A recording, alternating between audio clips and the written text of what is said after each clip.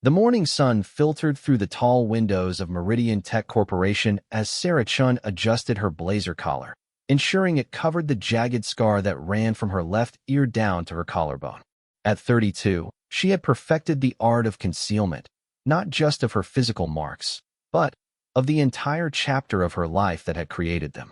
Today marked her first day as the new head of security operations, a position she had earned through her impressive civilian credentials in cybersecurity and risk management. Sarah walked through the gleaming lobby, her heels clicking against the marble floor with measured precision. The receptionist, a young woman with perfectly styled hair and a bright smile, looked up from her computer screen. Her expression shifted almost imperceptibly when she noticed the faint scarring that extended just beyond Sarah's collar line, despite her careful positioning. "You must be Ms. Chun," the receptionist said, her voice carrying a subtle change in tone. "Mr. Harrison is expecting you on the 15th floor." Sarah nodded politely, accustomed to these initial reactions. She had learned long ago that people's first impressions were often shaped by what they could see, and what they could see of her told only a fraction of her story. The elevator ride to the executive floor gave her a moment to center herself, a technique she had mastered during her years in places where mental composure could mean the difference between life and death. The executive floor buzzed with the controlled energy of a successful corporation.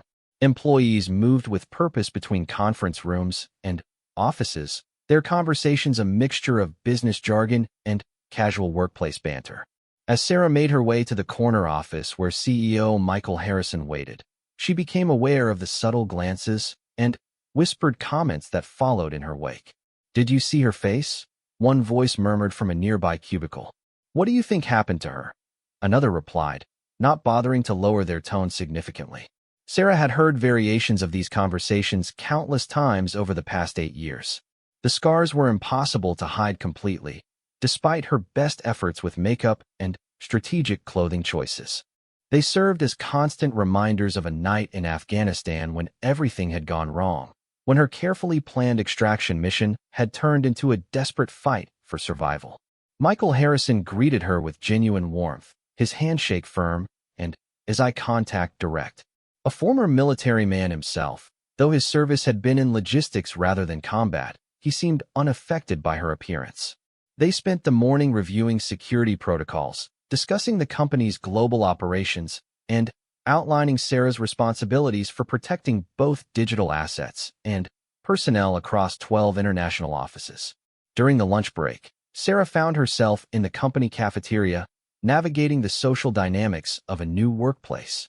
She selected a salad and found a quiet table near the windows, hoping to eat in peace while reviewing the afternoon's briefing materials. The peace didn't last long. "Excuse me, but you're the new security person, right?" The voice belonged to Jennifer Walsh, a marketing director whose reputation for office gossip preceded her. She had approached with 2 colleagues in tow, all 3 wearing expressions of barely concealed curiosity. "That's correct," Sarah replied, setting down her fork and giving them her full attention. "We were just wondering," Jennifer continued, settling uninvited into the chair across from Sarah. "What happened to you? I mean, those scars look pretty serious." "Car accident." The question hung in the air like smoke from an explosion, bringing with it memories that Sarah kept carefully compartmentalized. She could have told them about the improvised explosive device that had torn through her convoy in the mountains outside Kandahar. She could have described the 3 hours she spent dragging her wounded team members to safety while enemy fire echoed through the valley. She could have explained how she had used her own body to shield a young intelligence analyst from shrapnel, taking the worst of the blast across her face and neck. Instead, she smiled politely and gave them the answer she had perfected over the years. An accident overseas. Nothing too dramatic. Jennifer's disappointment was palpable. She had clearly hoped for a more entertaining story to share with the office rumor mill. "Well, it must have been pretty bad. I mean, no offense, but have you considered plastic surgery? There are some amazing doctors these days who can work miracles with that kind of damage." The casual cruelty of the comment struck Sarah like a physical blow, but her expression remained unchanged. She had endured far worse than thoughtless words from people who had never faced genuine hardship. "I appreciate the suggestion," she said evenly. but I'm comfortable with who I am. The afternoon brought a series of department meetings where Sarah introduced herself to various team leaders. The reactions varied from professional courtesy to poorly hidden stares, but the pattern remained consistent. People saw the scars first, the person second. In the IT department, a young programmer named Marcus actually asked if she had been in some kind of gang fight, his question delivered with a nervous laugh that did nothing to soften its impact. By the end of her first day, Sarah had heard whispered speculation that ranged from domestic violence to industrial accidents to extreme sports mishaps. None came close to the truth, but she had learned long ago that the truth was often more difficult for people to accept than the fiction they created in their minds. The real story began 12 years earlier, when Sarah was 20 years old and looking for direction in her life. She had excelled academically, but felt disconnected from the traditional path that led from college to a corporate cubicle. The military recruiter who visited her university painted a picture of adventure, purpose, and the opportunity to make a real difference in the world. What he hadn't mentioned was how that difference would be measured in lives saved and enemies eliminated, often in operations that would never appear in any official record. Sarah's aptitude tests revealed an unusual combination of analytical intelligence, physical capability, and psychological resilience that made her an ideal candidate for special operations.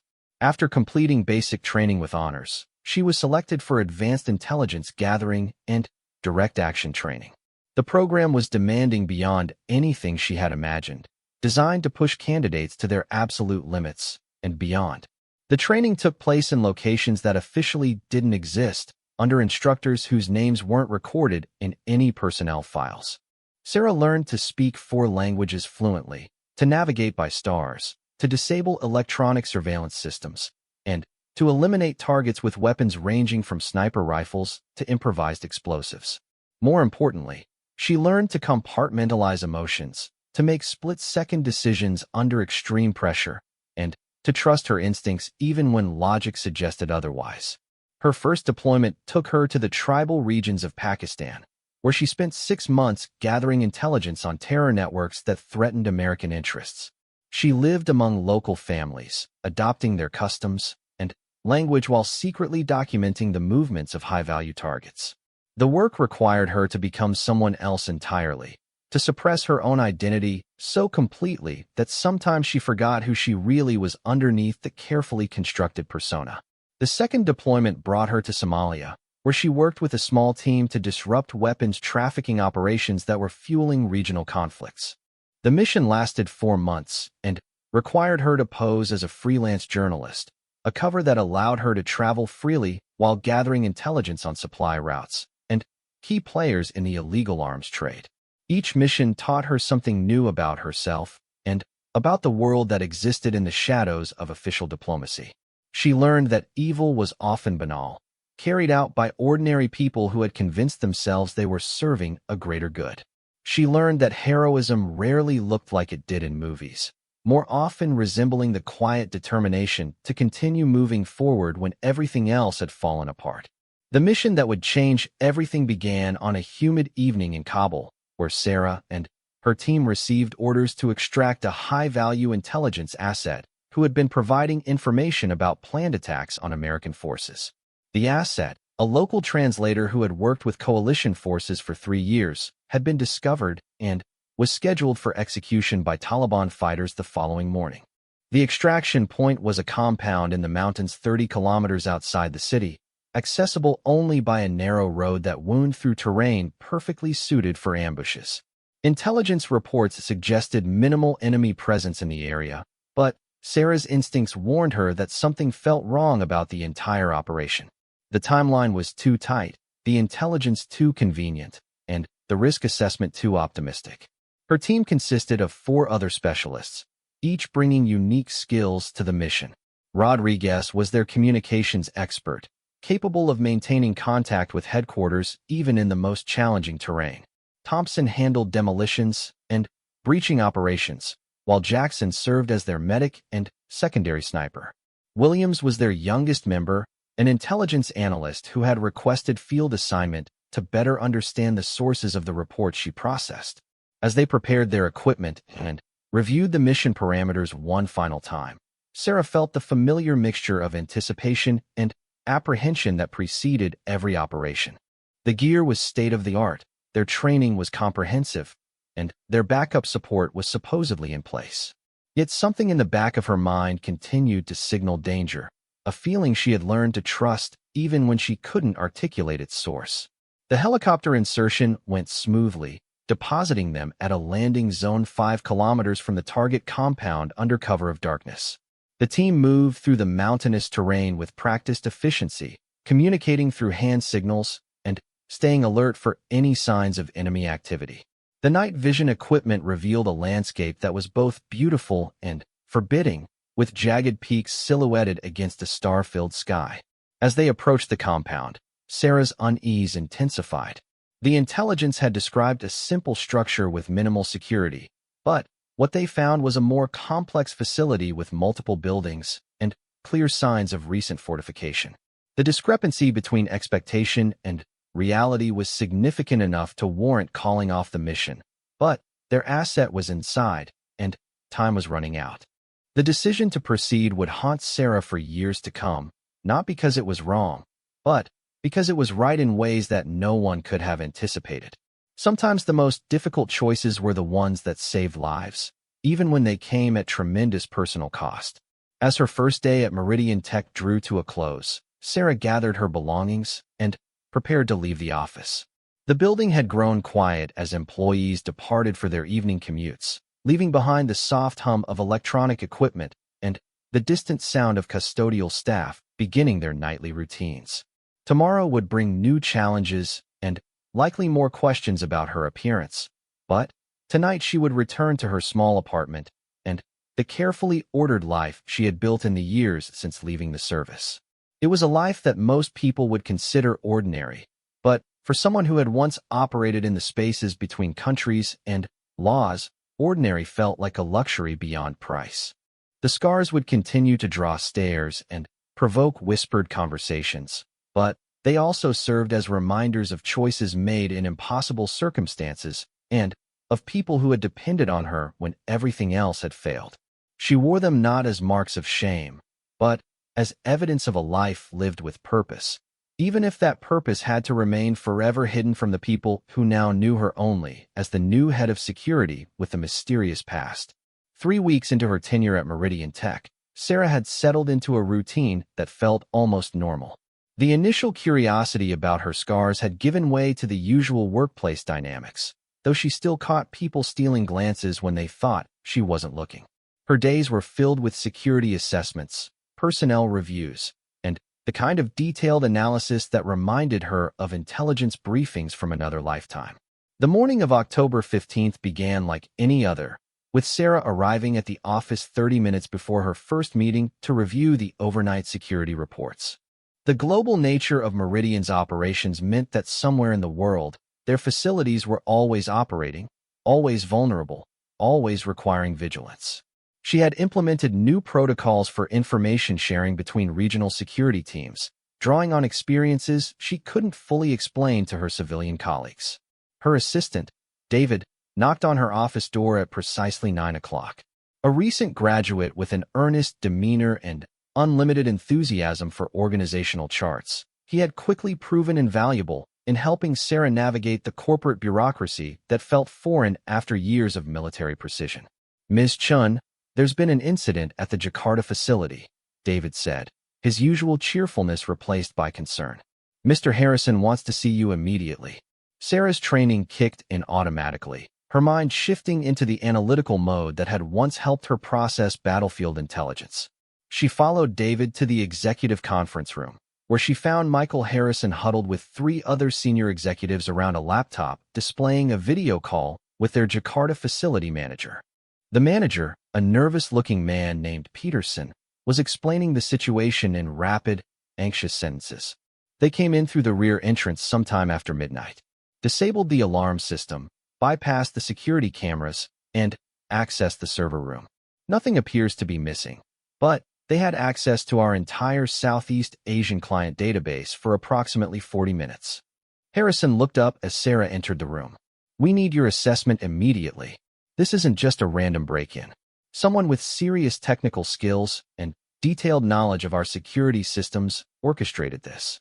Sarah studied the facility layout on Peterson's screen, noting the entry and exit points, the timing of the breach, and the specific systems that had been compromised. The pattern was familiar in ways that made her stomach tighten with recognition. This wasn't corporate espionage or simple theft. This was reconnaissance, the kind of careful intelligence gathering that preceded larger operations. "Have local authorities been notified?" she asked, her voice betraying none of the concern that was building in her mind. "We're trying to keep this quiet until we understand the scope," Harrison replied. "Peterson, show Ms. Chun the security footage." The video was grainy but clear enough to show three figures moving through the facility with purpose and precision. They avoided cameras when possible and disabled them efficiently when necessary. Their movements suggested extensive planning and familiarity with both the building layout and the security systems. Most troubling was their timing, entering and exiting during the brief window when the security guard rotation created minimal coverage. "I need complete access to all security logs, personnel files, and recent visitor records," Sarah said, her mind already formulating the kind of threat assessment that had once determined mission parameters in hostile territory. This level of sophistication suggests either inside knowledge or extensive surveillance of your operations. Over the next 4 hours, Sarah immersed herself in the details of the breach with the intensity that had once characterized her intelligence analysis work. She cross-referenced entry logs with employee schedules, examined network traffic patterns for anomalies, and studied the facility's security architecture for vulnerabilities. The picture that emerged was deeply troubling. The intruders had known exactly when to enter, which systems to target, and how to extract information without triggering alerts. They had also demonstrated knowledge of backup security measures that weren't documented in standard operating procedures. Someone with intimate access to Meridian's security protocols had provided detailed intelligence for this operation. As Sarah compiled her preliminary report, her phone buzzed with a text message from an unknown number. The message contained only an address and a time, 12:47, Harbor Drive, 8 p.m. "Come alone." She stared at the screen for a long moment, her trained instincts immediately recognizing the communication pattern. This wasn't a random message or a prank. Someone knew who she really was, someone who understood how to make contact with former intelligence operatives without triggering electronic surveillance. The remainder of the day passed in a haze of corporate meetings and security briefings, but Sarah's mind was focused on the mysterious message. Harbor Drive was in the Warehouse District, an area of the city she had scouted during her first week in town as part of her standard personal security assessment. It was the kind of location chosen for meetings where privacy was essential and escape routes were plentiful.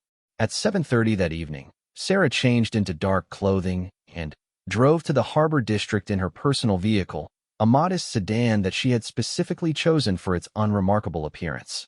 She parked 3 blocks from the specified address and approached on foot, using the skills that had once kept her alive in far more dangerous places.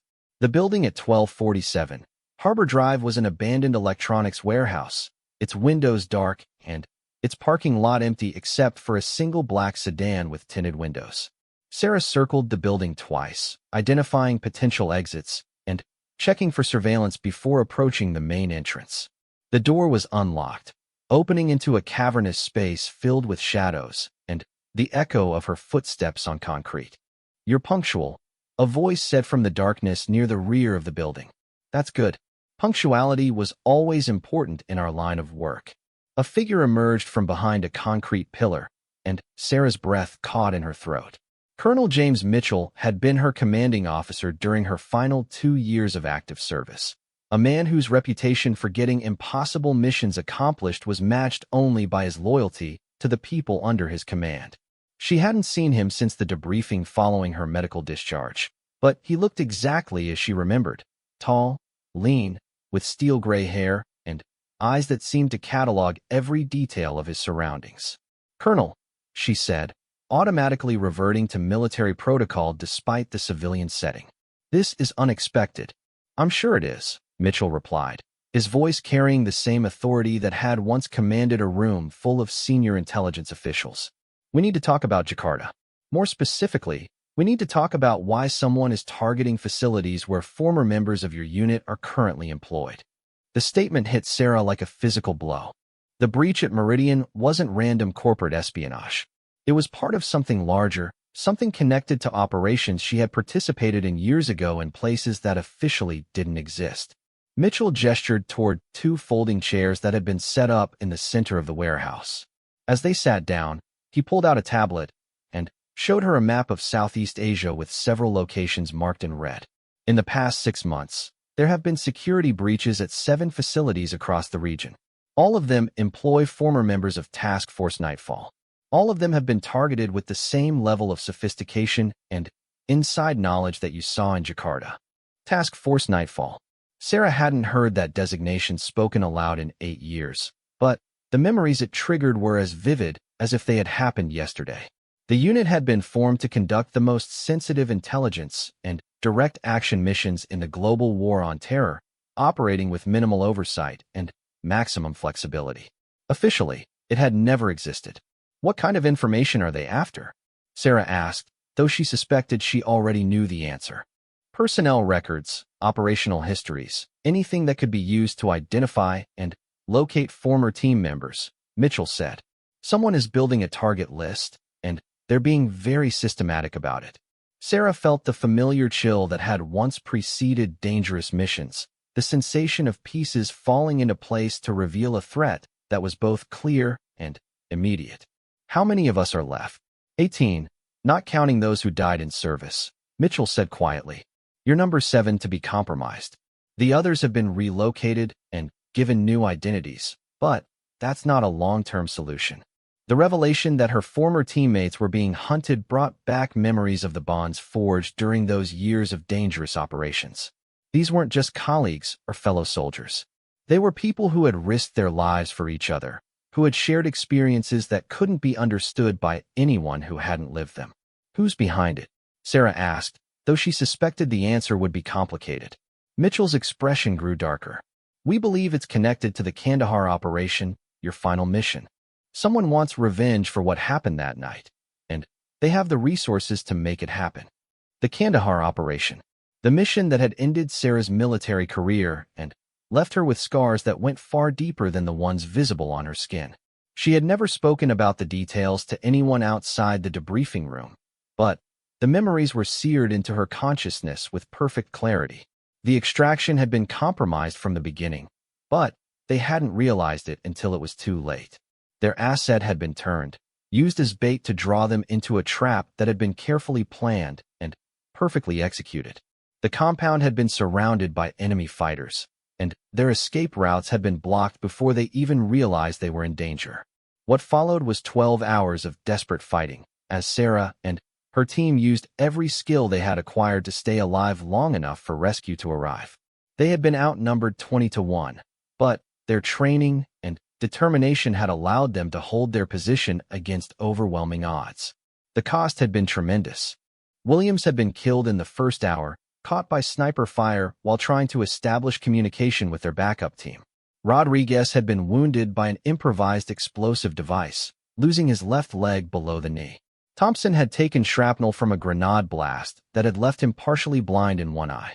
Sarah's own injuries had come during the final assault, when enemy fighters had breached their defensive perimeter and forced them into close-quarters combat. She had used her body to shield Jackson, the team medic, from the blast of an explosive device. The shrapnel had torn through her face and neck, but she had continued fighting until reinforcements finally arrived. The official report had praised their actions and recommended them for commendation, but the real story was more complicated. The intelligence they had gathered during those 12 hours of fighting had exposed a network of corruption and betrayal that reached high into both the Afghan government and their own command structure. 3 American officials had been selling intelligence to Taliban fighters, information that had led to the deaths of dozens of coalition personnel. Sarah's team had uncovered evidence of the betrayal while fighting for their lives, evidence that had led to arrests and court-martials that had been kept secret from the public. The people responsible for those betrayals had been imprisoned, but their supporters and allies had scattered into the shadows, waiting for an opportunity for revenge. It appeared that opportunity had finally arrived. "What do you need from me?" Sarah asked, her voice steady despite the turmoil in her mind. "We need you to be bait," Mitchell said simply. "The facility in Jakarta was targeted because they knew you were there. If we can predict their next move, we can be ready for them."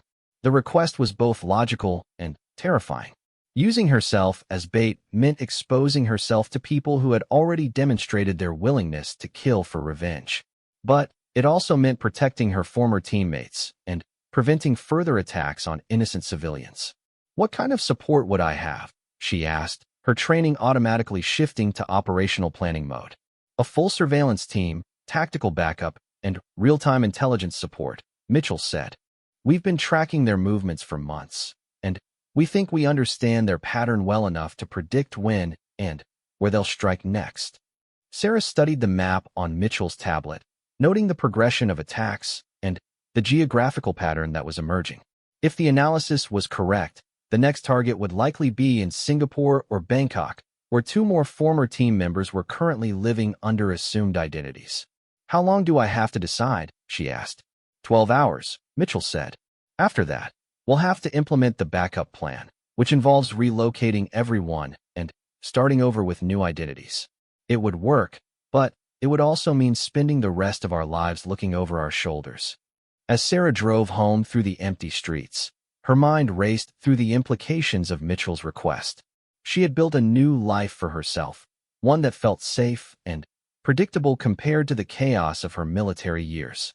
Taking on this mission would mean risking everything she had worked to achieve.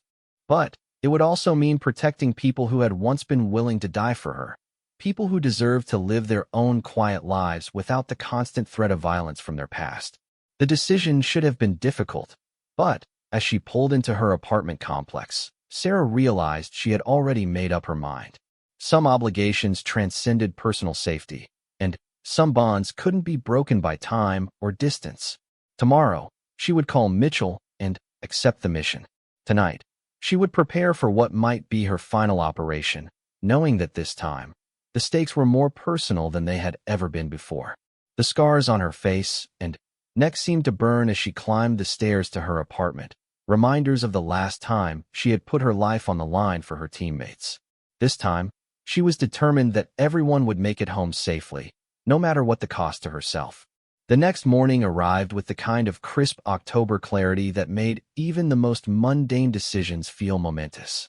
Sarah sat in her apartment, staring at the secure phone Mitchell had given her, knowing that the call she was about to make would irrevocably change the carefully constructed life she had built over the past 8 years. She dialed the number at exactly 7 a.m., her military training making punctuality as automatic as breathing. Mitchell answered on the first ring, his voice alert despite the early hour. "I'm in," Sarah said without preamble. "What's the operational timeline?" 72 hours, Mitchell replied. "We've identified their next probable target. Marcus Chun, former communications specialist, now working as an IT consultant in Bangkok. They don't know you've been contacted, which gives us the element of surprise." The name hit Sarah like a physical blow. Marcus Chun, no relation despite sharing her surname, had been her closest friend during their years of service together. A brilliant technician with an easy smile and an unshakable optimism, he had been the one person who could always find something to laugh about, even in the most desperate circumstances. "Marcus doesn't know?" she asked, her voice betraying more emotion than she intended. "He's been living under an assumed identity for 6 years. As far as he knows, his military service was routine intelligence support, nothing classified enough to warrant ongoing threats. We thought it was safer that way." Sarah understood the logic, but it still felt like a betrayal. Marcus had earned the right to know that his life was in danger, just as he had earned the right to know the true significance of the missions they had undertaken together. The compartmentalization that had once protected operational security was now protecting him from knowledge that might save his life. "What's the cover story?" she asked, shifting into operational planning mode. "Meridian Tech is opening a new facility in Bangkok. You're conducting a security assessment for the project. It gives you a legitimate reason to be in the city and to make contact with local security consultants, including Marcus. The cover was solid, the kind of mundane corporate assignment that would attract no attention while providing unlimited access to the city and its infrastructure. Sarah had used similar covers during her operational years, hiding in plain sight while gathering intelligence or positioning for direct action. "Support team?" she asked, running through the checklist that had been drilled into her during countless mission briefings. "6 operatives, including Rodriguez and Jackson from your original team. They volunteered when they learned what we were planning." The news that Rodriguez and Jackson would be involved brought both relief and concern. She trusted them absolutely, knew their capabilities and their commitment better than anyone else. But it also meant putting people she cared about at risk, something that had always been the most difficult part of leadership in the intelligence community. Rules of engagement: minimal force, maximum discretion.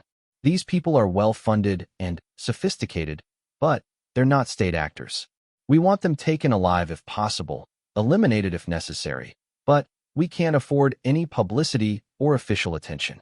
Sarah spent the remainder of the morning at Meridian Tech, arranging for a temporary leave of absence and delegating her responsibilities to her deputy. The cover story she gave Michael Harrison was simple and believable: a family emergency requiring travel to Southeast Asia. He expressed appropriate concern and assured her that her job would be waiting when she returned. The irony wasn't lost on her. She was leaving a position focused on protecting corporate assets to take on a mission that might cost her life. The contrast between the two worlds, corporate and operational, had never felt starker. That evening, Sarah packed with the same methodical precision she had once used for overseas deployments. The items she selected told the story of someone straddling 2 different identities: business suits and tactical gear, laptop computers and communication equipment, corporate identification, and documents that would allow her to disappear entirely if the mission went wrong. The flight to Bangkok took 18 hours, with a connection through Tokyo that allowed her to switch identities and lose any potential surveillance. By the time she landed at Suvarnabhumi Airport, she had transformed from Sarah Chun, corporate security executive, to Susan Walsh, independent security consultant specializing in Asian markets. Rodriguez met her at the airport, his appearance so changed from their military years that she barely recognized him. The athletic young man she remembered had been replaced by someone who looked like a successful businessman, complete with expensive suit and confident demeanor. Only his eyes remained the same, alert and calculating in ways that spoke of experiences most people couldn't imagine. "Good flight?" he asked, taking her luggage with the casual familiarity of an old friend. "Long," she replied, scanning the terminal for signs of surveillance. "What's the situation?" "Marcus is staying at the Oriental Hotel, room 1247. He's been there for 3 days, supposedly meeting with potential clients for a network security project. Our surveillance indicates he's been followed since he arrived, but he hasn't noticed." The fact that Marcus remained unaware of the surveillance was both good and bad. Good because it meant he wasn't panicking or taking action that might compromise the operation. Bad because it suggested he had allowed his operational awareness to atrophy during his years of civilian life. Rodriguez drove through Bangkok's chaotic traffic with the same precision he had once applied to battlefield communications, navigating between lanes of motorcycles and trucks with practiced ease. The city had changed dramatically since Sarah's last visit 8 years earlier, with new skyscrapers and infrastructure projects transforming the skyline.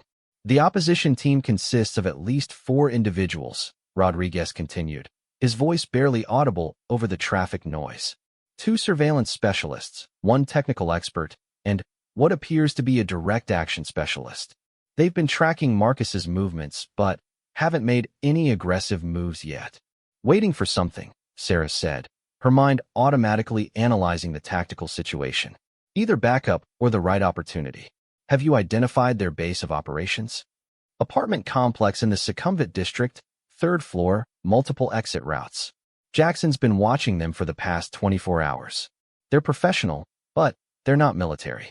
Private contractors, probably former intelligence operatives from somewhere in Eastern Europe."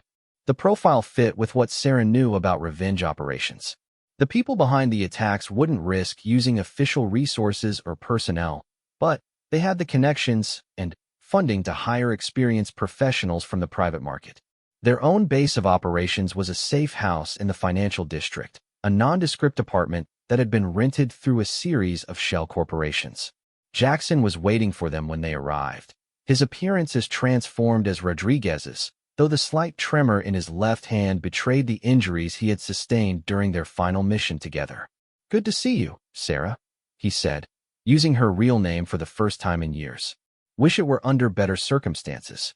The reunion was brief, but emotional, a moment of recognition between people who had shared experiences that couldn't be understood by anyone who hadn't lived them. Then, they got down to business, spreading maps and photographs across a table that had been set up for operational planning.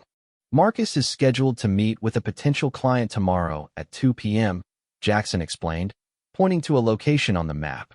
"The meeting is at a restaurant in the central business district, public location with good visibility and multiple exit routes. Perfect place for an extraction," Sarah observed. "Or an assassination. What's our assessment of their intentions?" "Unknown," Rodriguez replied. "They could be planning to grab him for interrogation, or they could be planning to eliminate him as part of their revenge campaign. Either way, we can't let them get close enough to find out." Sarah studied the tactical situation, analyzing sight lines, traffic patterns, and potential complications.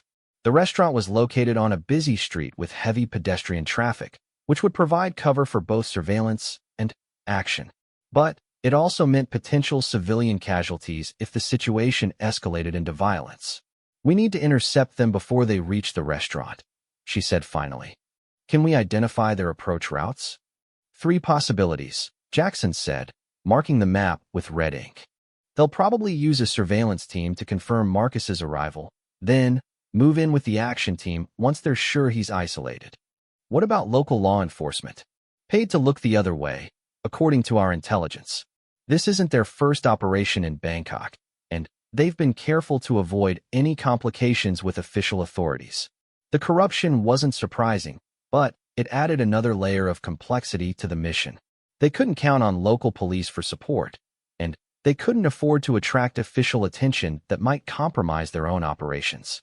Sarah spent the next several hours walking through the operational area, memorizing every detail that might be relevant during the mission. She noted the locations of security cameras, the timing of traffic lights, and the patterns of pedestrian movement that would affect visibility and movement during the operation. That night, she lay awake in the unfamiliar apartment, her mind running through scenarios and contingencies. The mission felt different from those she had undertaken during her military years, more personal, and somehow more dangerous. Then, she had been fighting for abstract concepts like national security and strategic advantage. Now, she was fighting for the life of a friend who didn't even know he was in danger. The next morning brought news that complicated everything. Mitchell called at 6 a.m. with intelligence that changed the entire tactical situation. "The opposition team has been reinforced," he reported, his voice tense with concern. 2 additional operatives arrived last night, both with backgrounds in direct action rather than surveillance. "This isn't a capture operation anymore. They're planning to eliminate Marcus today." The escalation changed every aspect of their planning. Instead of a careful surveillance and interdiction operation, they were now facing a potential firefight in one of Bangkok's busiest commercial districts. "Do we abort?" Sarah asked, though she already knew the answer. "Negative. Marcus doesn't know he's in danger, and we can't reach him without compromising our own security. It's today or not at all." Sarah gathered Rodriguez and Jackson for an emergency briefing, spreading new intelligence photos across their planning table. The opposition team now consisted of 6 operatives, all armed and positioned at strategic points around the restaurant where Marcus was scheduled to meet his client. "They're not planning to take him alive," she said, pointing to the tactical positioning shown in the surveillance photos.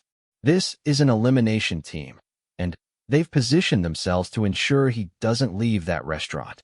So we stop them," Jackson said simply, his voice carrying the same calm determination that had characterized their military operations. 6 against 3, in a public location with potential civilian casualties, Rodriguez observed. "Not ideal odds." Sarah studied the photos one more time, her mind calculating angles and timing with the precision that had once made her one of the military's most effective operational planners. The mission was dangerous, but it was also necessary. Marcus had earned the right to live his quiet civilian life, free from the violence that had once defined their shared world. "We take them down before they can get close to Marcus," she said finally. Simultaneous action at 3 points. Time to neutralize the threat without endangering civilians or attracting official attention. It was the kind of operation they had conducted dozens of times during their military years, but this time the stakes felt infinitely higher. This wasn't about national security or strategic advantage. This was about protecting family, and failure would mean losing someone who had already sacrificed enough for his country. As they made final preparations for the mission, Sarah found herself thinking about the scars that had made her the subject of office gossip and whispered speculation. Those scars had been earned protecting people who mattered, and today she would risk earning more for the same reason. Some things were worth any price, and the life of a friend who had already given enough was definitely one of them. The Bangkok sun blazed overhead as Sarah took her position in the crowded marketplace across from the restaurant where Marcus would arrive in 20 minutes. The morning's intelligence briefing had confirmed their worst fears. The opposition team had positioned themselves for a coordinated assassination, with overlapping fields of fire that would make escape impossible once Marcus entered the target zone. Through her earpiece, she could hear Rodriguez's steady breathing as he monitored the surveillance frequencies from his position in a parked van 2 blocks away. Jackson had taken an overwatch position on the roof of a nearby building, his voice calm and professional as he called out target movements. "Alpha team in position," Jackson reported. "2 tangos on the restaurant rooftop, sniper configuration. Bravo team, southeast corner, appears to be command and control. Charlie team, moving into the restaurant itself." Sarah adjusted the small mirror attached to her newspaper, using it to observe the street without turning her head. The operational techniques felt as natural as breathing, muscle memory from years of training taking over despite the 8-year gap since her last field operation. "Sarah, you have movement from the hotel direction," Rodriguez's voice crackled through her earpiece. "Single individual, appears to match Marcus's description, approximately 15 minutes ahead of schedule." The early arrival complicated everything. Their timing had been calculated to neutralize the opposition team just before Marcus's scheduled arrival, giving them maximum tactical advantage while minimizing his exposure to danger. Now they would have to act while he was already moving through potentially hostile territory. Sarah keyed her microphone twice, the signal for immediate action. Then, she rose from her position and began moving through the marketplace crowd, using the cover of fruit vendors and souvenir stalls to approach the restaurant's main entrance. "Jackson, can you confirm the rooftop targets?" "Confirmed. 2 individuals with scoped rifles, positioned for overlapping coverage of the restaurant entrance. I can take them both, but not simultaneously." "Rodriguez, what's our electronic warfare situation?" "Opposition communications are encrypted, but I'm picking up increased chatter. They've definitely spotted the target." Sarah reached the edge of the marketplace and paused behind a newspaper stand, watching as Marcus walked down the sidewalk toward the restaurant. He looked exactly as she remembered him. Confident stride, easy smile, completely unaware that death was waiting for him in at least 3 different forms. The plan they had developed was simple in concept, but complex in execution. Jackson would neutralize the rooftop snipers while Sarah and Rodriguez dealt with the ground-level threats. The timing had to be perfect, or Marcus would be caught in crossfire that would almost certainly kill him. "All units, we are go in 30 seconds, Sarah whispered into her microphone. "Jackson, take your shots on my mark." Rodriguez, jam their communications on the same mark. Sarah drew the concealed pistol from beneath her jacket, checking the safety and confirming her sight picture on the 2 men positioned near the restaurant's entrance. They were clearly professionals, but their attention was focused on Marcus rather than scanning for potential threats to themselves. 10 seconds, she whispered, watching as Marcus stopped to check his watch barely 50 meters from the restaurant entrance. 5 seconds. "Mark." Jackson's rifle spoke twice from the rooftop across the street, the suppressed shots barely audible over the traffic noise. Sarah saw the two opposition operatives near the restaurant entrance suddenly, grabbed their earpieces, confirming that Rodriguez had successfully jammed their communications. Sarah stepped out from behind the newspaper stand and approached the two men with swift, purposeful strides. They were reaching for weapons when she fired twice, center mass shots that dropped them both before they could draw or call out a warning. Rooftop clear, Jackson reported through her earpiece. 2 tangos down, no movement.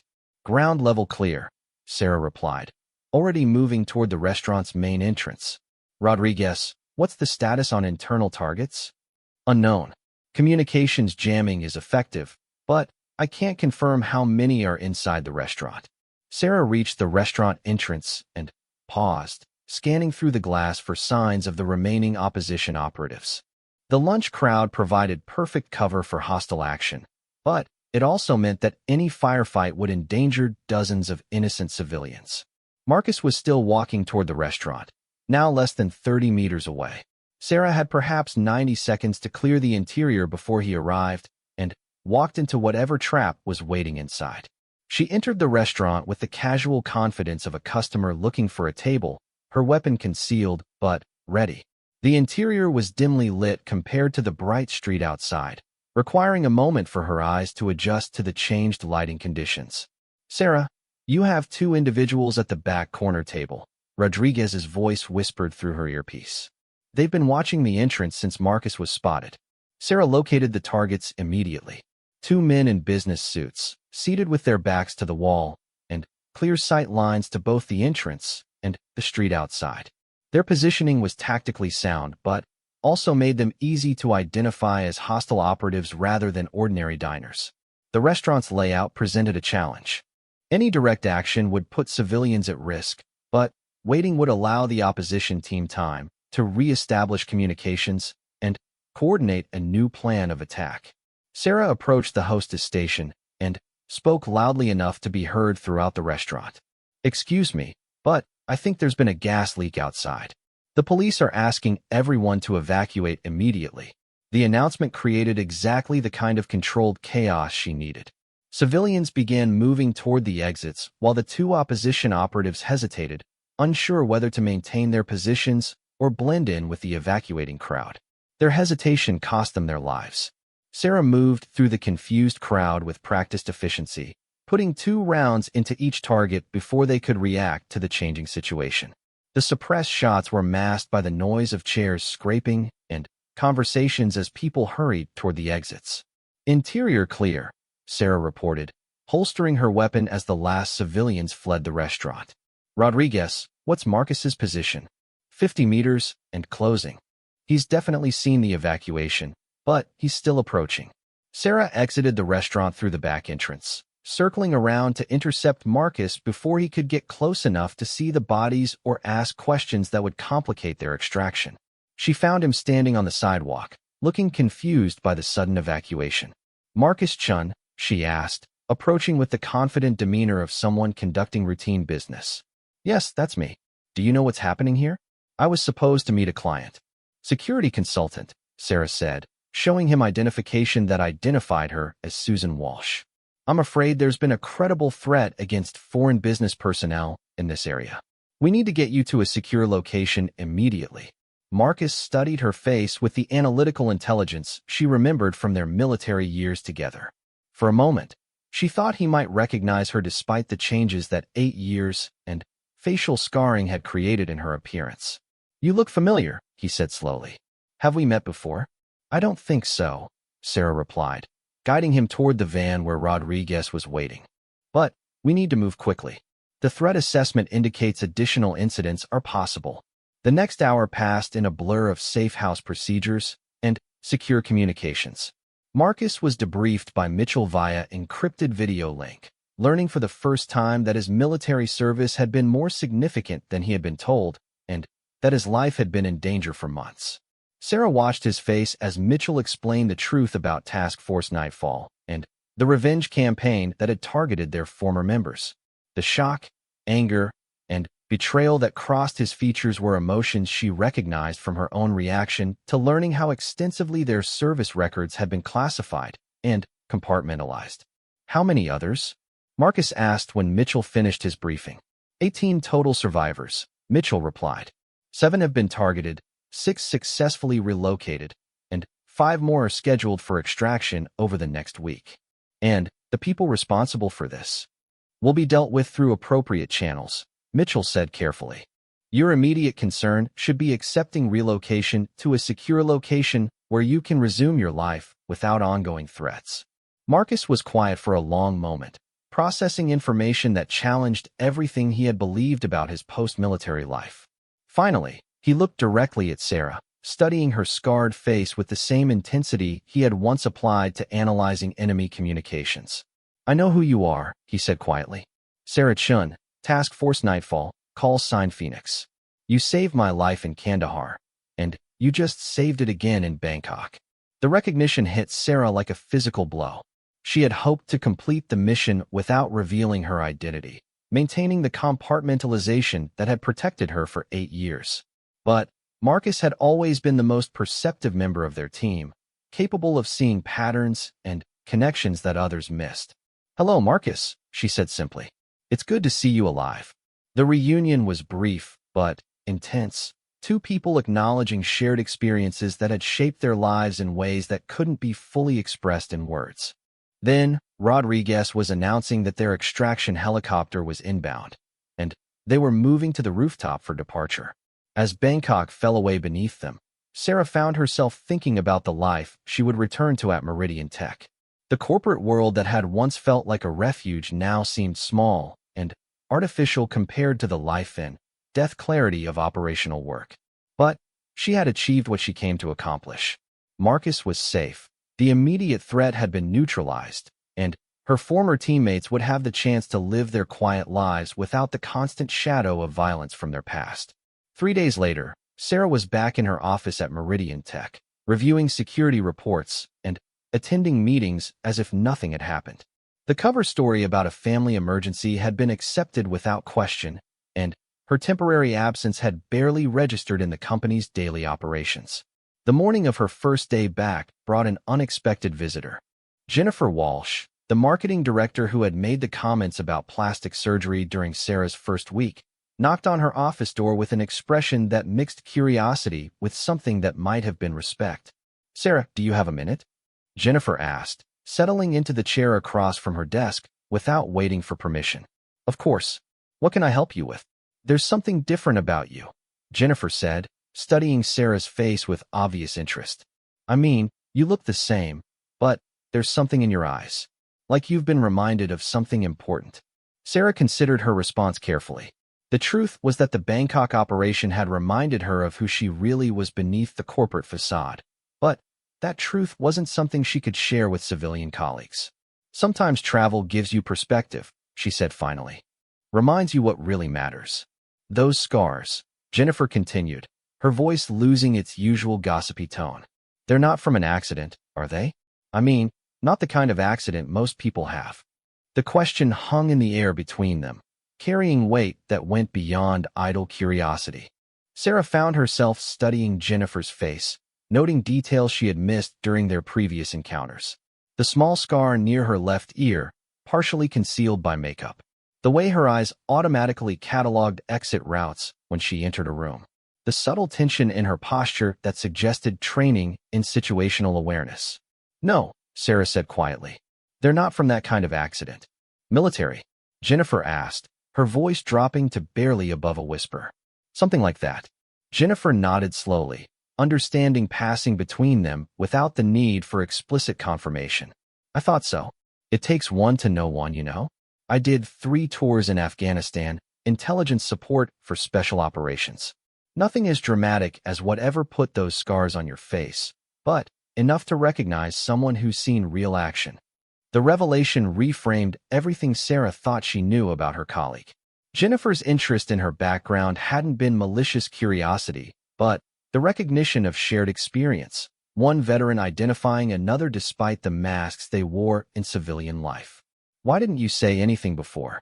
Sarah asked. For the same reason you didn't, Jennifer replied with a slight smile.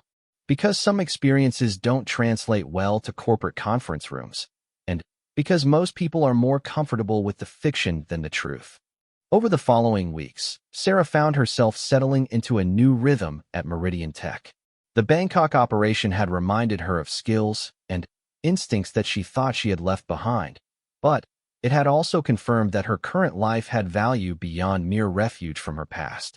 The corporate world wasn't as artificial as she had once thought. The people she protected through her security work were real, with families and dreams that deserved safeguarding.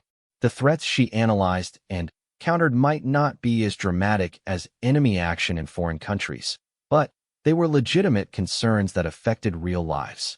Most importantly, she had learned that her two identities, Sarah Chun, the corporate security executive, and Phoenix, the special operations veteran, didn't have to be completely separate. The skills that had made her effective in military operations also made her valuable in civilian security work. The experiences that had scarred her body had also given her insights that helped protect others. The scars on her face would always draw questions and speculation, but Sarah no longer saw them as marks of damage that needed to be hidden. They were evidence of choices made under impossible circumstances, of risks accepted to protect people who mattered, of a life lived with purpose even when that purpose had to remain secret. 6 months later, Sarah received a postcard from an address in New Zealand with a simple message, teaching kids to code. Life is good. Thanks for everything. M. She smiled as she filed the postcard in her personal effects, knowing that Marcus had found his own version of peace in a place where his past couldn't follow him.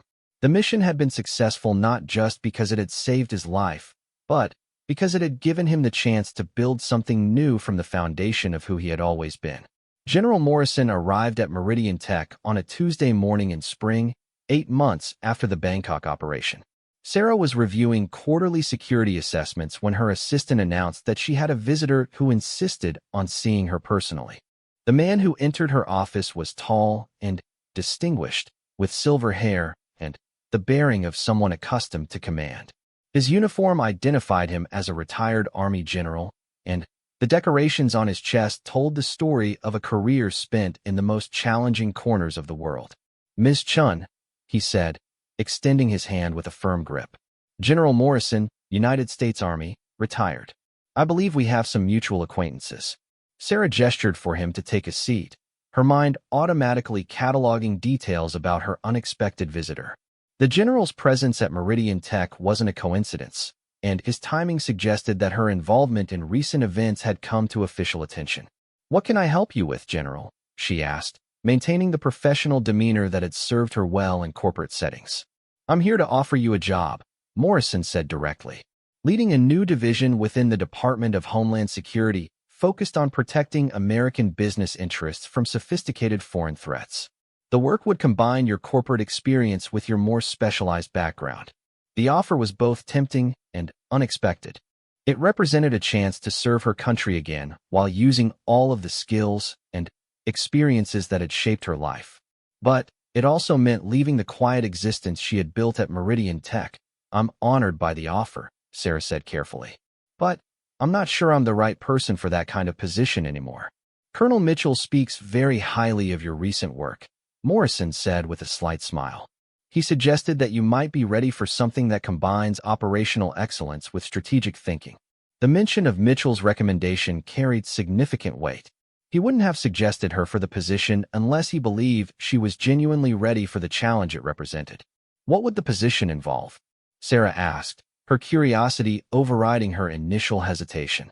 "Protecting American corporations and their personnel from the kind of sophisticated threats you encountered in Bangkok," Morrison explained.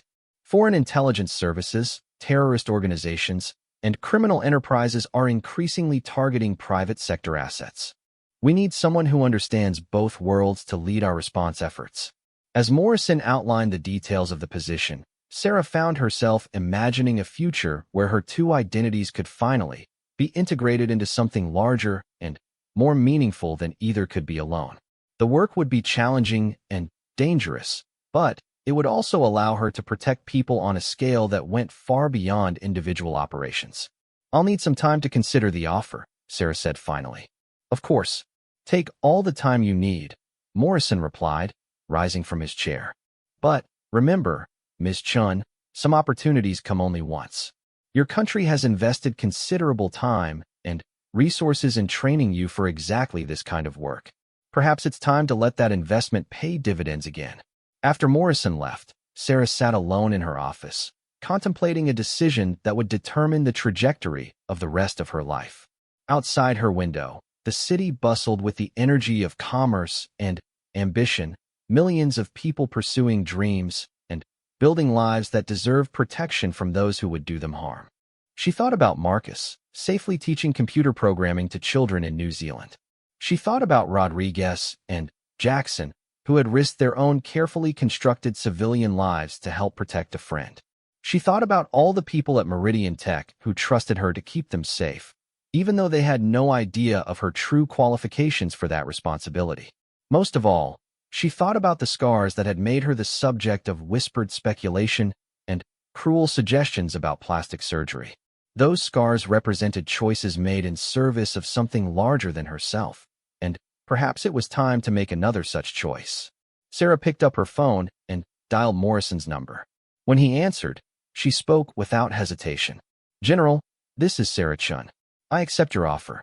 The transformation would take time, but for the first time in 8 years, Sarah felt like she was moving towards something rather than away from it.